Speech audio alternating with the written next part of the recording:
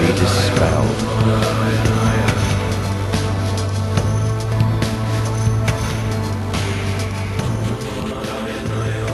Well, it's very, very lovely to be here with you. Welcome to the satsang. If you've never been before, you'll soon get the gist of it all. You just have to really relax and listen and enter in to the spirit of many people all the way around the planet in different time zones with you here and me, broadcasting from an autumnal evening in England.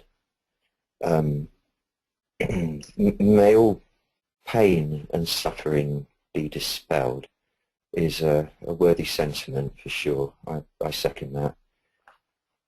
And the idea that you can dispel pain and suffering in one hit and that's it forever is obviously naive because of the cyclical nature of existence, all predicated on the underlying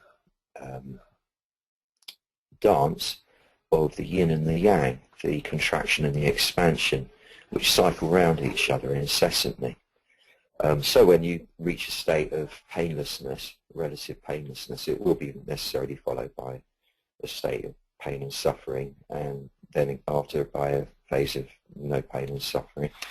And eventually that all stops when you die, and there's no pain and suffering as far as we know, unless you believe in heaven, being reborn into equal lives and that sort of thing.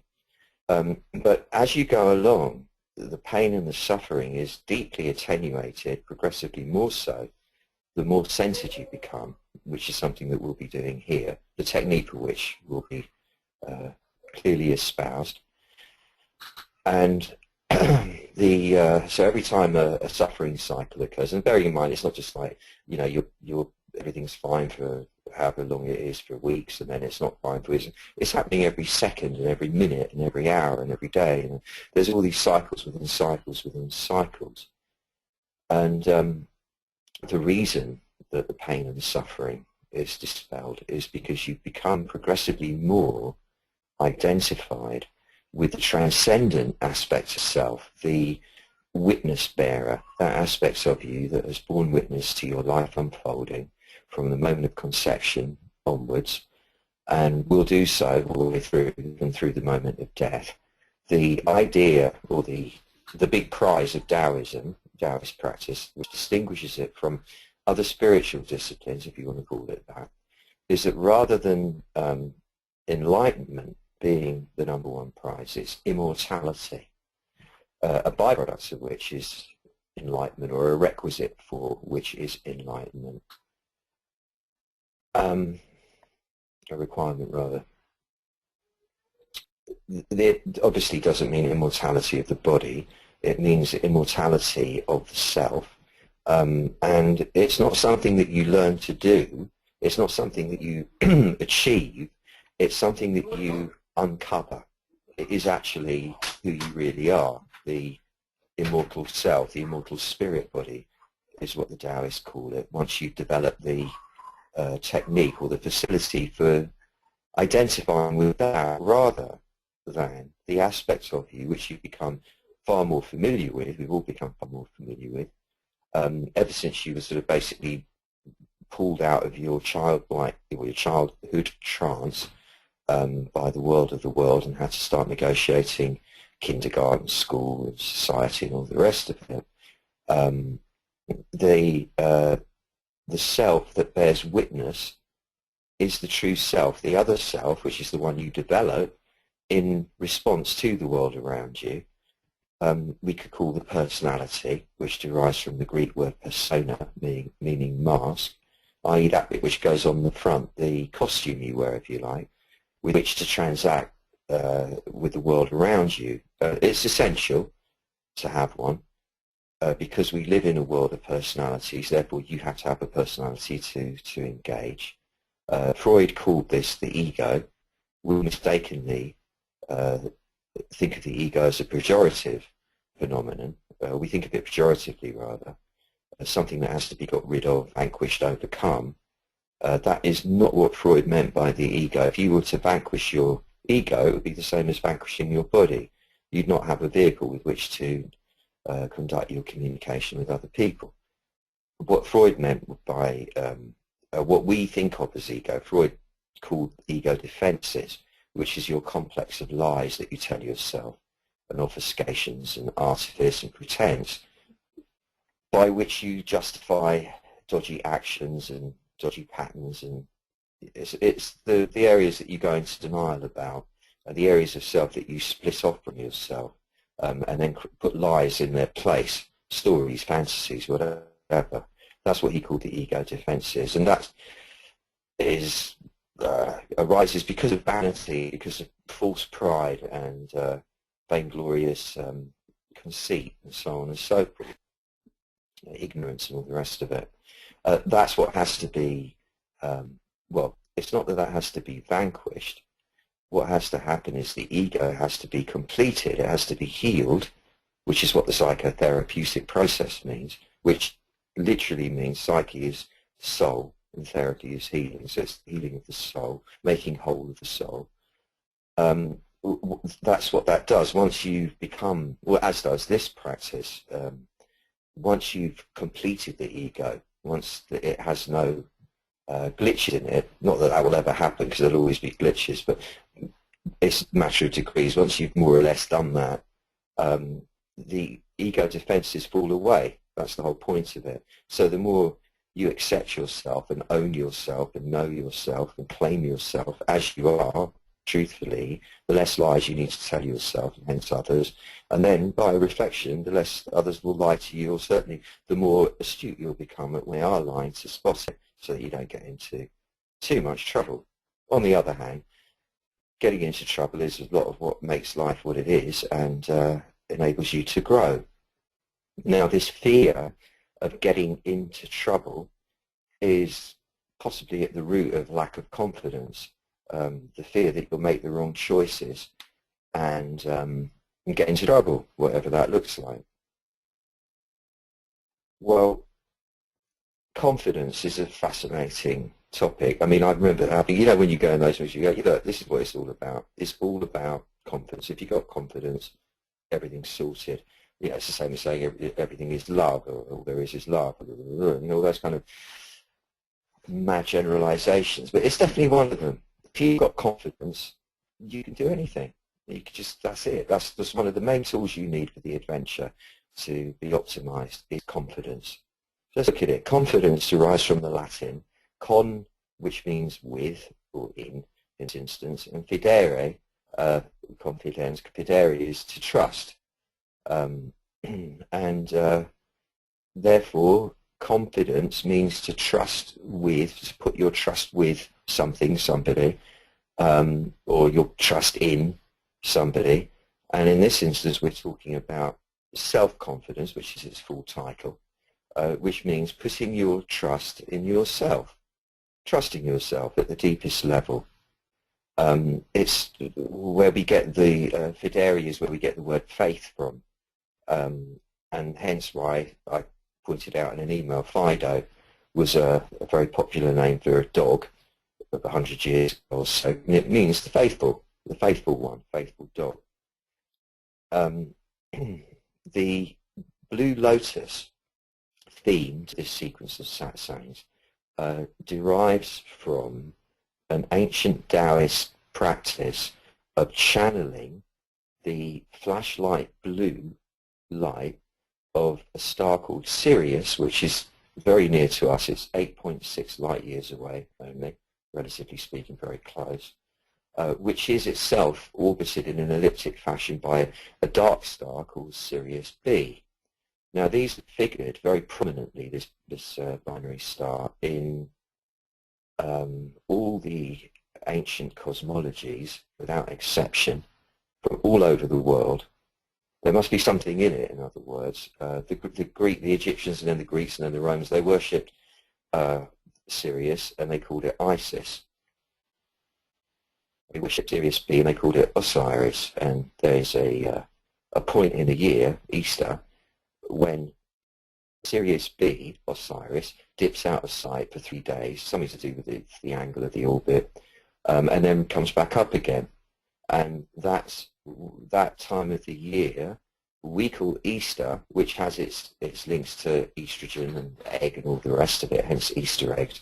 But the actual word Easter comes from the old Babylonian word Ishtar, which was their name for Isis. And it's coincidentally what we got the Jesus myth from was the crucifixion, resurrection 3 days later, comes from that Osiris dropping out of sight and coming back up again 3 days later.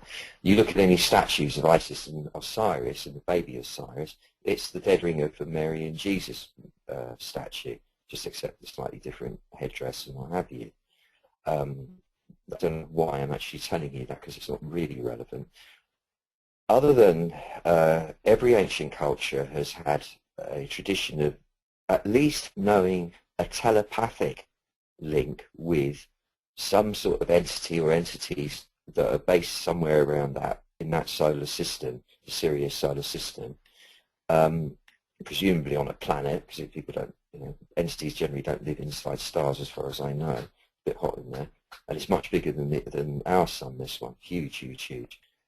And the Taoists, well, you know that the 3 pyramids of Giza are lined up with the stars of Orion's belt, and the 4th one with Sirius itself, and the king's tomb had the shaft that at the exact time of year would carry his soul, the pharaoh rather, up through the shaft to Sirius, where he went home to. And there is this common belief that that's where we go at the end of our round of births and deaths. That be as it may, I have no idea. The ancient Taoists, though, reckoned, and reckon still, little so ancient ones, that originally all this Taoist knowledge, which is quite hugely advanced for probably 25,000 years ago when it first arrived on the planet, bearing in mind that 12,000 years ago, after the last ice age, it was already starting to get lost, and 5,000 years ago was really a lot of it being lost, which is why the Yellow Emperor had the Yellow Emperor's Classic of Chinese Medicine put together to avoid all of it getting lost once and for all. He's credited, of course, with founding Chinese medicine, which is a load of nonsense. It was just that he was responsible for collating what was left before it all disappeared. The same with Lao Tzu, the famous guy of Taoism, the old child master, it means, the eternal child master. He was credited with writing the so-called Bible of Taoism, the Tao Te Ching, which means the book of the way of virtue, or the book of the virtuous way. In fact, he didn't. He was a librarian who collated the oral tradition, all these little stanzas, and put them together in a book, which is why when you read it through from beginning to end, see, it doesn't really have a proper flow to it in places. Just because it wasn't actually written by one guy, it was just a collation. And stuff was really getting lost by this. This is really ancient. They reckoned that this stuff, just like the technology that enabled us to suddenly be able to build pyramids, when before that we couldn't really build much more than a mud hut, that this knowledge of the acupuncture system, the way of Tai Chi, the way of Qigong, and all the other marvels that Taoism contains, were inherited from a troop of aliens who arrived on this planet at least once, probably more than once, and taught the people who they found that were willing to learn all this knowledge, and then presumably went off to go to a different planet or wherever they went. But they were described as being well over 2 meters tall, wore unusual clothes, probably alluding to some sort of space suit, and one of the techniques that they passed down was this. I mean, I'm not asking you to believe any of this. I don't know if I believe it or not. It doesn't really matter. It's a nice story. It kind of resonates for me, but so what?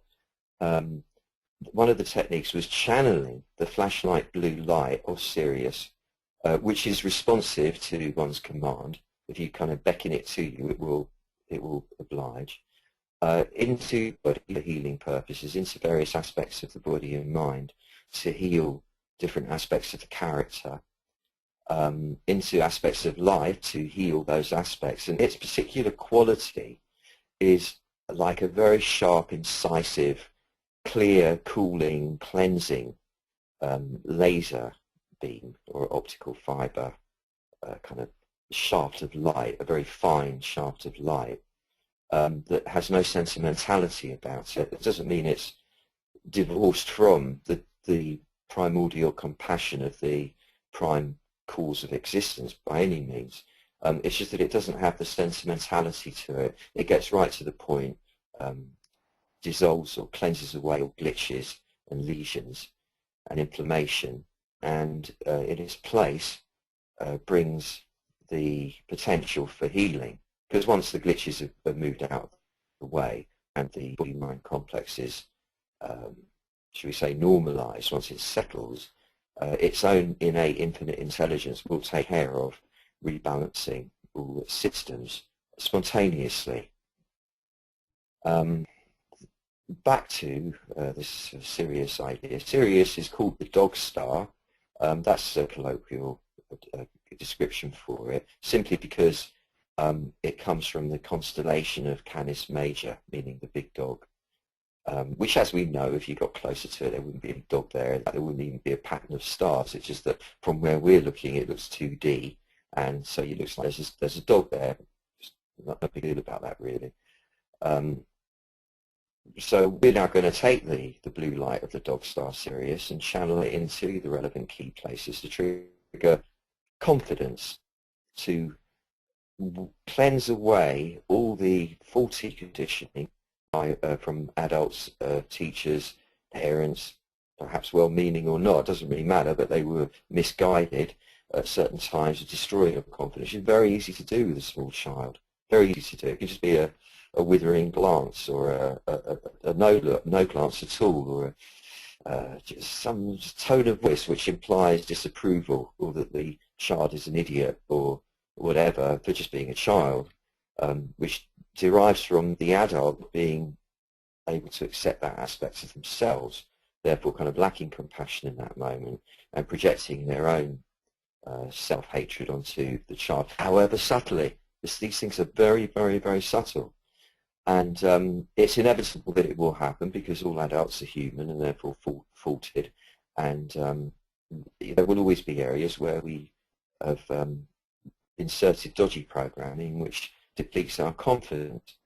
The areas of the body, specifically energetically, that facilitate feeling confident, feeling that trust in yourself, having enough energy to be able to trust yourself, are the liver, the heart, and the stomach specifically. The liver, which sits under the ribs on the right, it comes from Old German, the word, and it's not called that for nothing.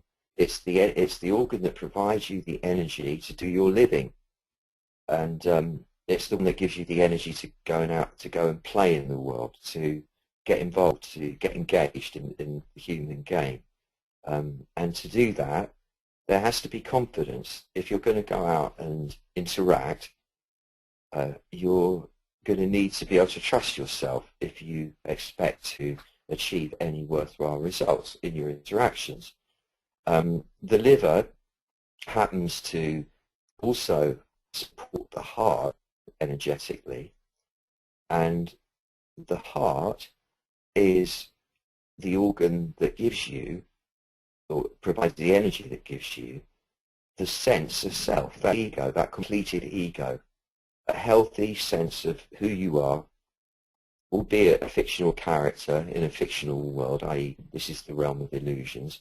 But within that context, the completed self, the self that accepts itself and all its aspects, the ability to do that derives from healthy heart energy. The liver is also responsible for control, ensuring that the stomach energy goes downwards instead of upwards.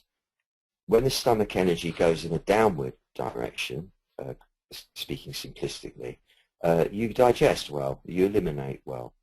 When the stomach energy reverses and goes up, that's when you get indigestion, hiccups, and other sorts of upper body and head symptoms, headaches, eye strain, all the rest of it.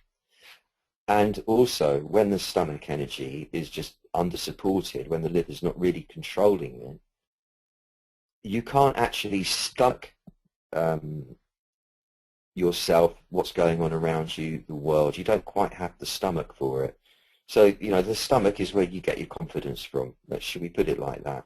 You've got the liver on the right, the heart in the middle above, and then below the stomach, kind of forming the third point of an equilateral triangle. We could just say that that whole area, the solar plexus area, is where your confidence sits, or maybe just slightly above that.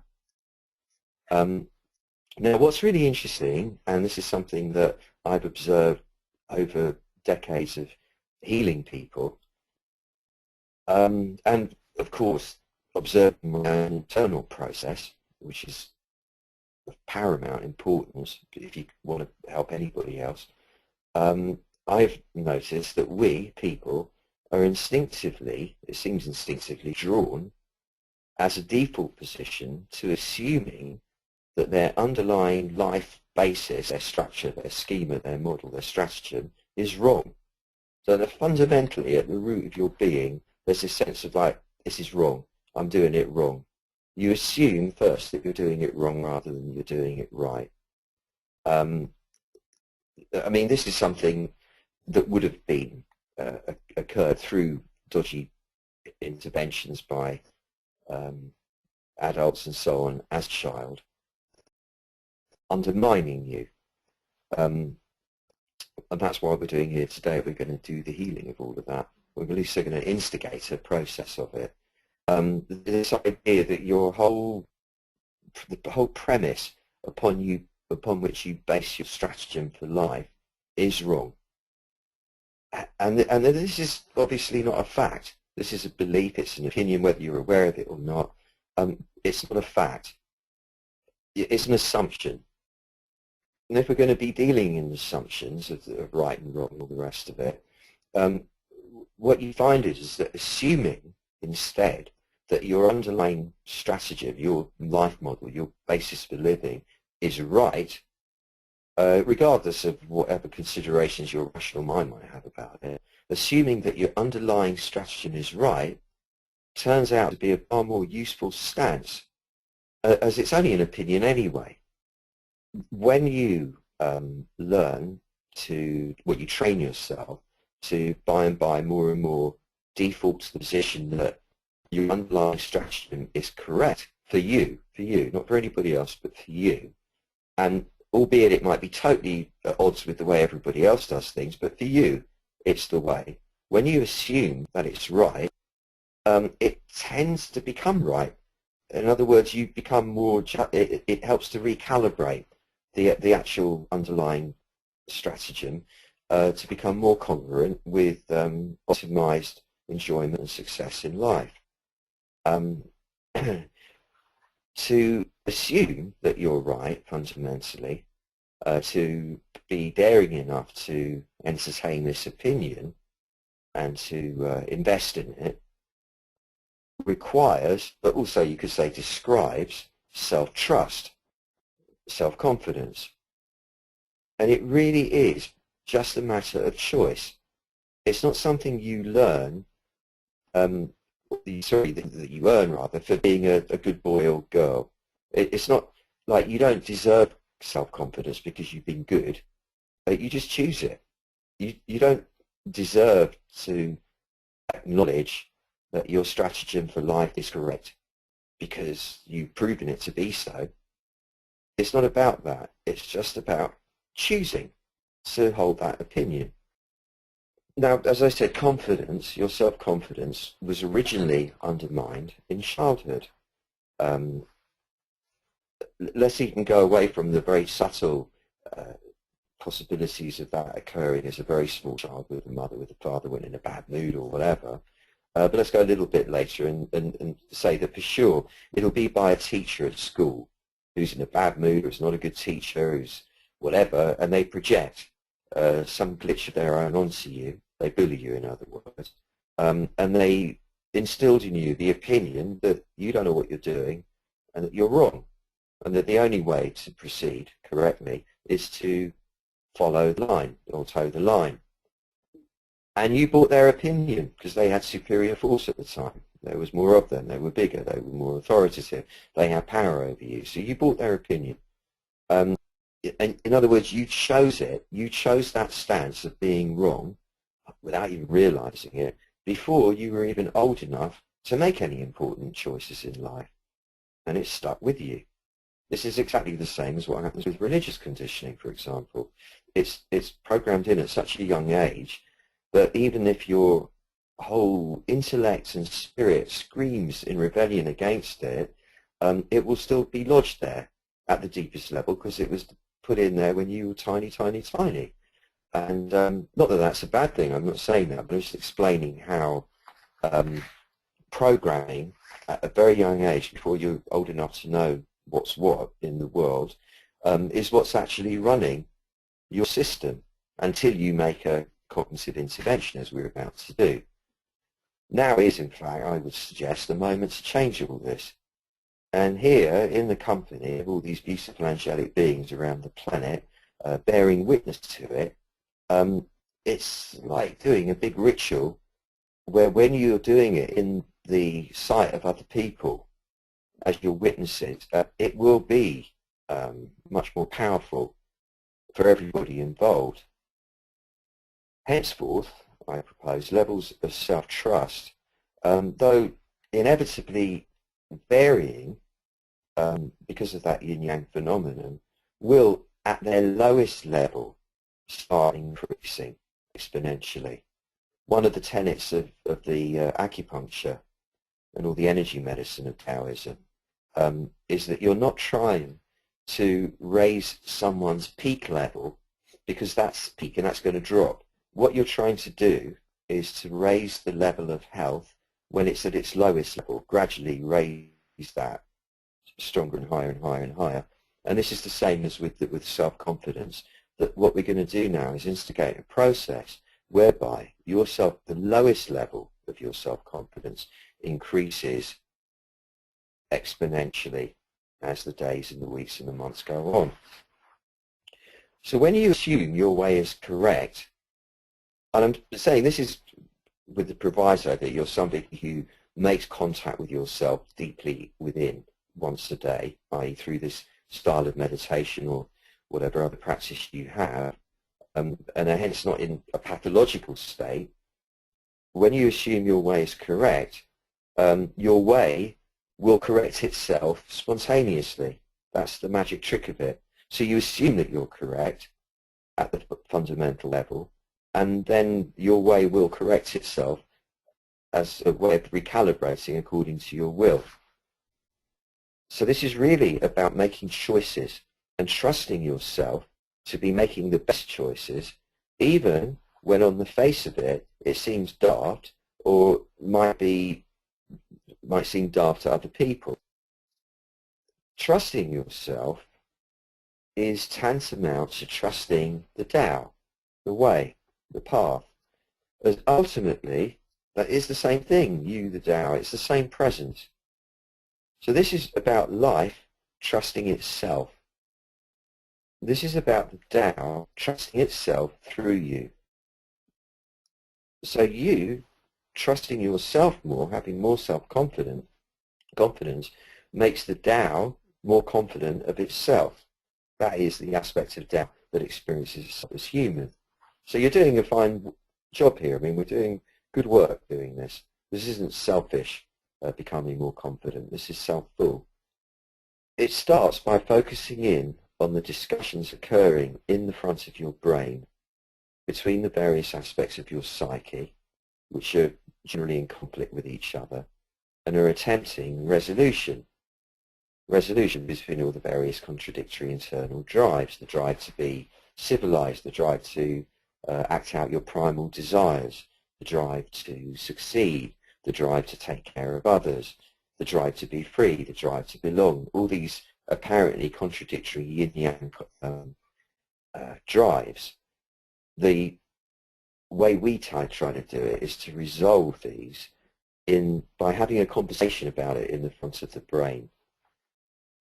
Now, it's clear when you do observe that internal dialogue in the forebrain that there is a central character, that part of you that observes. The central character observing the debate going on in the chamber is the leader. like the theatrical director of the troupe. And if you cast your mind back to any instances you can recall of being part of a group led by someone who trusted themselves, somebody who wasn't a people pleaser, but who ruled with a fair, firm hand, you might recall it was far easier, less complicated, more straightforward and clearer following them, being led by them, than by someone who went all namby-pamby on you. Oh, like, I'm sorry, I don't mean to tell you this or tell you what to do, but, like, would you mind very much just blah, blah, blah, blah. That drives people nuts. They don't know what to do with it. If you say something, hey, look, do that. Well, it was like slightly authoritarian that tone, but it's like, I'll do that. They'll do it, and they'll prefer that. I know this from experience, from having played in other people's bands as a musician in former years. When the guy leading the band was like that, was firm, it was so much more fun than somebody who'd dither and waste seconds even trying to make me feel better when I didn't feel bad in the first place. The more the group trusts the leader, provided the leader isn't pathological and is essentially benign, not some sort of psychotic death, the better job the leader will do of it. So the more the group, us, trust the leader, the better job the leader will do. Again, with the proviso that the leader is relatively well balanced. And it's exactly the same within you, within me, within everybody. The more we train ourselves to trust our inner leader, the better our inner leader will perform. And therefore, the better we do on the adventure. So this is the meaning of self-confidence, which means, as I said, literally to hold the faith with yourself. Because after all, if you don't hold the faith with yourself, primarily, who or what can you hold it with? You truly cannot have faith in anything or anyone else until you have faith in yourself. The light of Sirius is going to pour down into your stomach in a moment. And to get ready for that, close your eyes, shuffle about in your seat until you've attained the most comfortable position possible. Slow your breathing down. Stop holding breath. Relax the back of your head, and especially the bit where the neck inserts into the base of the skull. And as you relax the back of your head, feel that spread into your face and allow all facial expression to fall away. It's a beautiful sensation of just completely letting go of all the tension in the muscles in your face, in your eyes, around the brain. And then you let that relaxation spread down through your body, through the chest, the shoulders, the arms, the hands, the sides, belly, the back, the pelvic region, the pelvic floor, the legs, the feet, till your whole body is imbued with this softness, this relaxation, and you're breathing slowly. Get a sense of the crown of your head, a bit like a helium-filled balloon, floating upwards towards the top of towards the ceiling. And that upward urge is causing your whole spine to lengthen. Drop your shoulders and drop them a little more. Let the shoulders move away from each other, as it were. Broaden across the shoulder girdle. Very subtly raise the breastbone without arching your back. Let your sit bones spread so there's a bit more breadth across your base. And allow the weight of your head and your chest to sink down where it belongs, in the lower part of the body, below the level of the navel. Get a feeling of gathering your sense of physicality around your belly button area as being the center of your gravity. Still breathing freely. And become aware of where your shirt seams are or would be down the sides of your body. And you've got this choice between being in the front of your body or being in the back of your body. Now, I'm not going to go into extolling the infinite virtues of training yourself to remain in the back of behind your shirts, your side seams, fairly much all the time at this point. Let's just assume that it's the best thing that you've ever heard once you get used to doing it. Don't believe me, just take it as an experimental stance for now. And allow yourself to drift backwards from the front into the back so that now you're mostly behind the side seams. Everything in front of the side seams is just phenomena. It's not who you are anymore. You're now sitting in the back of you, which is where the witness bearer aspect of you is, the background presence, if you like. And you're now bearing witness to what's occurring in the front of you. And in the front of you, where all the emotional noise and drama goes on in the solar plexus, and that noise of the conversation in the front of the brain, there is this drama of being who you are, the drama of the personality. And part of what comprises that drama is this lack of self-confidence, which we're now about to address. But it's not your lack of self-confidence. There is a gap in the self-confidence, that aspect of you that sits in the stomach that doesn't quite trust you. This is not you anymore. You are now this big presence that sits in the back, all still and silent and strong, just like the back is. And you're bearing witness to this vulnerability that sits in the front. And the first thing is to have compassion for this fictional self that you've concocted ever since you were old enough to think, that it has to suffer the pain of this delusion of not being good enough, this delusion of getting it wrong, of being wrong. Have compassion for it from the back of you. Be aware of that beautiful self of yours that you've created, and have compassion for it. It's so hard being human, being in the human drama, which is the bit that goes on in the front. It's so hard for everybody.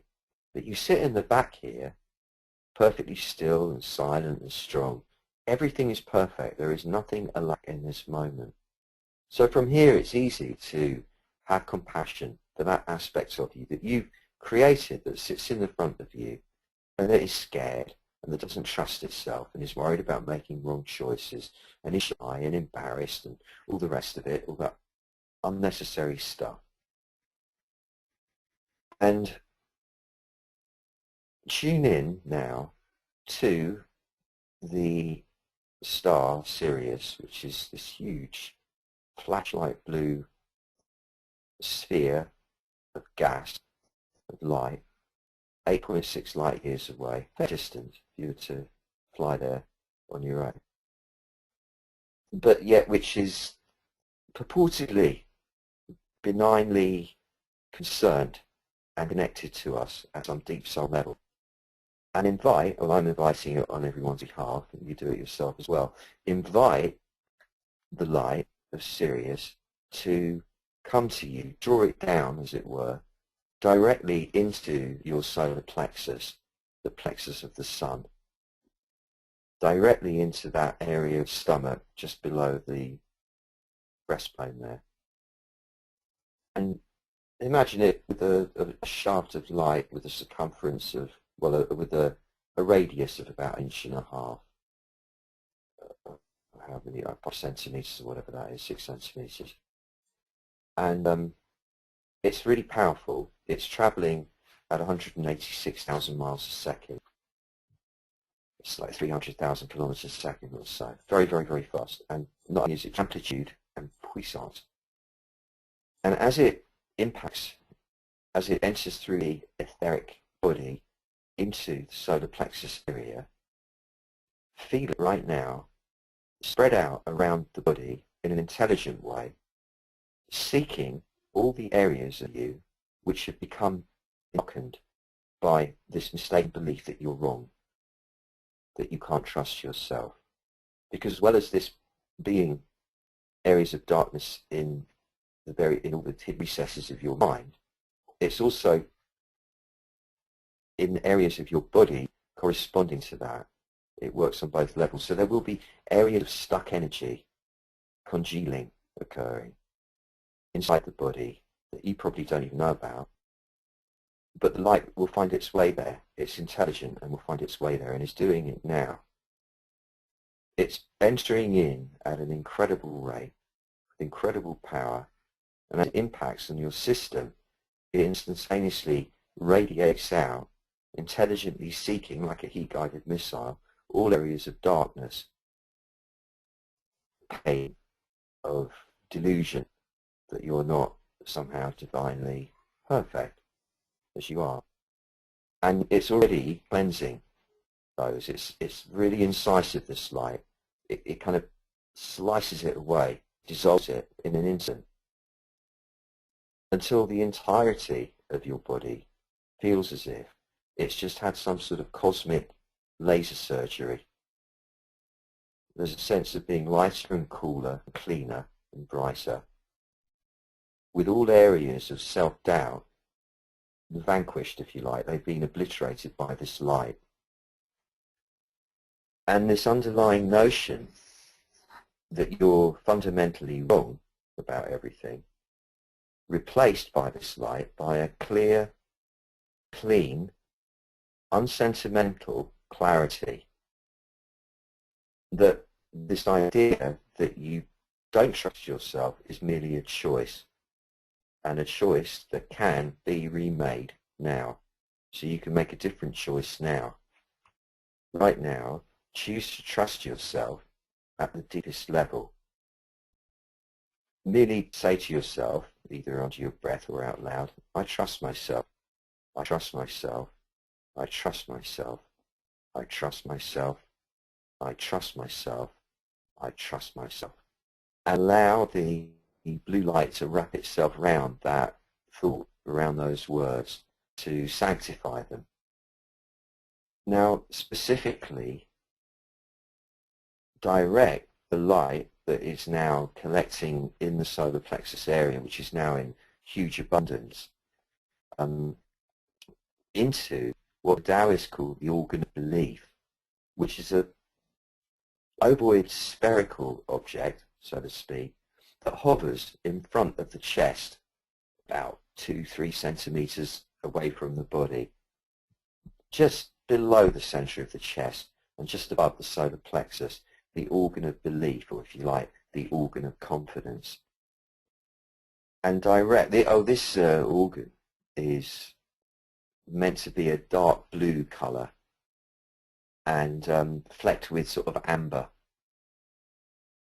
And it spins on its axis in a clockwise direction. The more you believe in yourself, the faster it spins, and the faster it spins, the more you believe in yourself.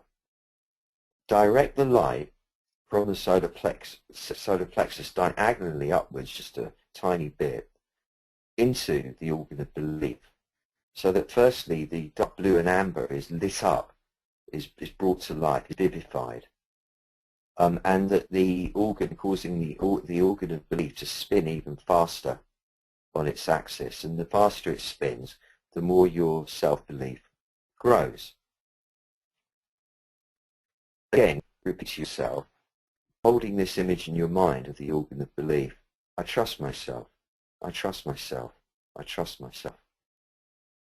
And I would like you to visualize yourself now going through the upcoming week's daily rounds, however they might look, whatever they are, it's not important, being fully self-confident.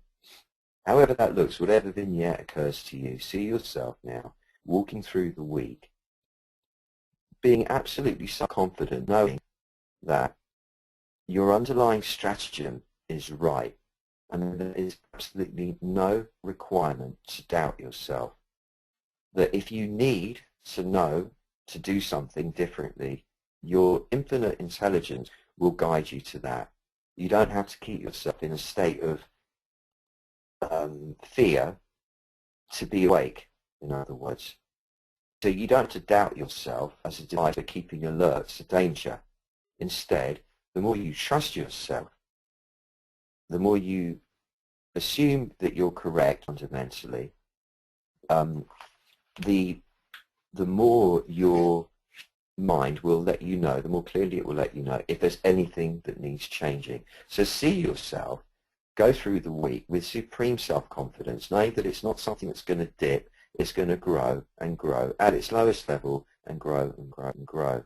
And enjoy seeing your face smiling with it. Again, this is not selfish pursuit, it's self-full, because by being in this state, you now have the confidence to radiate your compassion to all the human family, which in closing this meditative part of the session I'd like to join with you to do. So see us here like a massive band of angels all the way around the planet, sitting in the ether, hovering like angels probably do. And the incredible self-confidence that we each have, and I say incredible, it's not as credible, the profound self-confidence that we've each just given permission to is with all of us now. We are all, at least in this moment, aware of our full divine nature.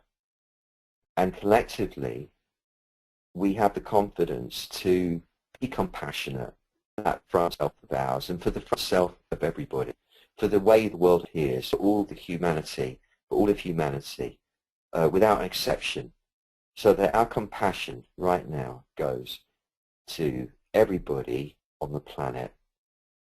The people, everyone's suffering. I was going to say the people that everyone is suffering without exception, to varying degrees at different times. Let this compassion of ours move like a rose gold light shunted by the flashlight blue light. First to the easiest targets, the people who are not suffering that much right now, because they're the easiest receptors. Through them, let it move and move and move until it finds its way to the people who are truly suffering. And that also includes people who are perpetrating violence and so forth on others, because they're really suffering to do that. So this is like loving all our babies on the planet, all of them. And to know that this coming week we will see, if we dare to look at the news at all, I would call a discernible wave of a slight increase of common sense and wisdom and tolerance and goodness knows what else that will help everybody communicate more clearly in its way. So get the sense of the magnetic power of the waxing moon drawing our intention into manifestation for us. And then with your version of a so be it, amen, let it be so, whatever it is you like saying, wriggle your fingers, wriggle your toes, twitch your eyelids a bit with your nose, and come back into the so-called everyday waking state. And this is the question and answer interlude, for which I hand us over to our esteemed producer, dear Sue O'Cal. Hello. So we have a few comments, Stephen. Maureen said, felt this very subtle shift, but so powerful, can't put it into words. Thank you. You're welcome, Maureen. It is an exceptional, unique and original yoga teacher in Seattle. I call her a yoga teacher slightly, it's not really giving it its due. And she does an amazing amount of work on herself using sound healing and so on. And that's why I'd suggest that these things, the more work we do, the more impact such interventions as this will have on us. And it's an honour to have you with us, Maureen. Thank you for commenting. Maureen Kelly, I should give her the vibe because people might want to know who she is. Maureen Kelly. Yes, carry on. Lynn says, with many exclamation marks, awesome. Everything is awesome. Has anyone seen the Lego movie? The Lego movie is probably one of the funniest movies I've seen in decades, and one of the songs in it is, everything is awesome. Okay, next question, next comment.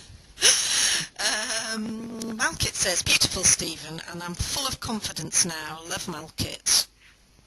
Oh, bless you. May you always be so. You deserve it. Karen says, what's the name of the god Osiris? Because when I Google that, it doesn't look like Madonna and Child. I don't know which image you've got, but there's one in the British Museum in the Egyptian room. are most wonderful. There's a few in there actually of that one, but they're the ones that I know of. That's where I've seen it.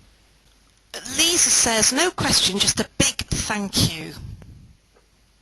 My utter pleasure, Lisa. That's a pleasure. And Jeff is asking, which book would you suggest I read? I am speechless.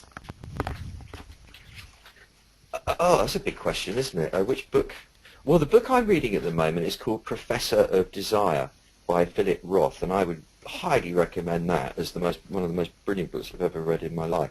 But if you're talking about one of my own books, I don't know, being lazy without having to think about it, Handbook for the Urban Warrior would be a good place to start, for sure, and then you can always get in touch with me, and I can guide you more specifically subsequently.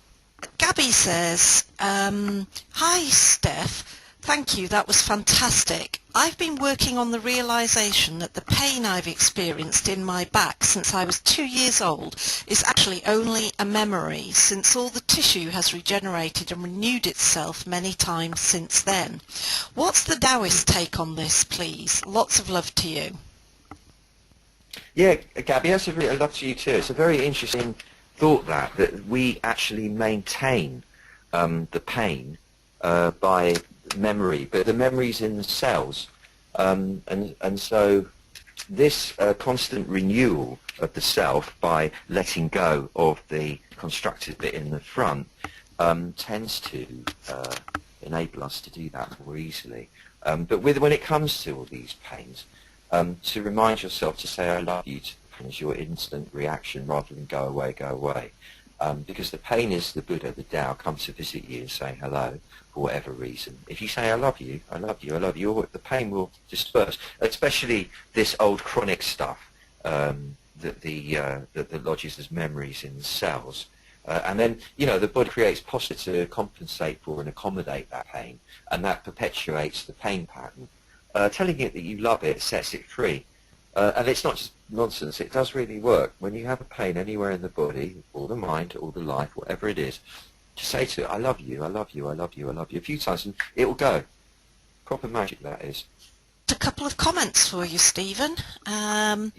Mike says, just as you mentioned Fido, our faithful dog walked in and demanded feeding. Thank you. Oh, beautiful. Yeah, you're welcome. Okay, Sarah in Houston says, thank you, Doctor. Feeling a calm over